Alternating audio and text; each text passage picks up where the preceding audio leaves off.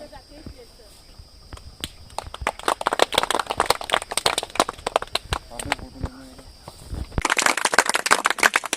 तुसा बूटा लाया तुसा डिपार्टमेंट बूटा फ्री ऑफ कॉस्ट देसी के पैसे किनसी है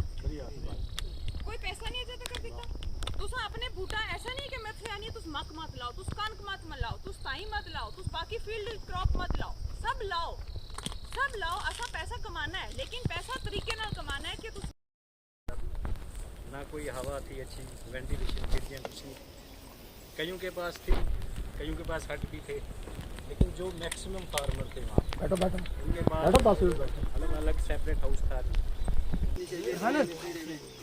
होना चाहिए इसमें हमें 3-4 पेड़ डाल दिया हमने प्रॉपर स्पेसिंग होनी चाहिए उसके बाद बेड क्लीनिंग होनी चाहिए।